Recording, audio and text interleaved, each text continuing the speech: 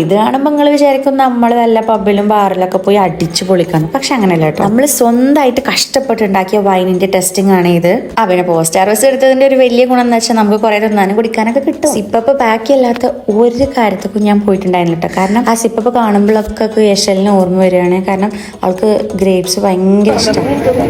പക്ഷെ കുറച്ചുകൂടി അടുത്തേക്ക് പോകുമ്പോഴാ ഭംഗി. പിന്നെ കുറച്ച് പേരൊക്കെ എന്നെ കാണുമ്പോൾ ഈ യശലിനെ വിട്ട് നിൽക്കുന്നത് വലിയ ബുദ്ധിമുട്ടൊന്നും ഇല്ലെന്ന് ചോദിക്കലുണ്ട്. അങ്ങനെയുള്ളവരോട് ഒന്നും പറയാനില്ല. കാരണം നമ്മളെ സ്വന്തം കുട്ടീനെ വേറൊരു സ്ഥലത്താക്കി പഠിക്കാൻ വരുന്ന കുറേ പാരൻസ് ഉണ്ട്. അപ്പോൾ അവരോടൊന്നും ഇങ്ങനത്തെ പൊട്ട ചോദ്യങ്ങളൊന്നും പോയി ചോദിക്കരുതേ.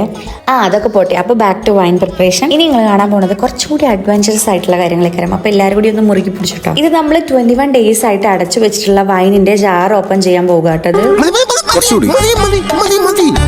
ഇതിൽ ശരിക്കും ഇൻട്രസ്റ്റിംഗ് ആയിട്ടുള്ള സംഭവം എന്താ വെച്ചാൽ ഈ ജാർ എന്ന വൈന് കുപ്പിയിലോട്ട് മാറ്റാനായിരുന്നു. കാണുമ്പോൾ ഭയങ്കര സിമ്പിൾ ആയിട്ട് തോന്നുമെങ്കിലും അങ്ങനെ അല്ലായിരുന്നു.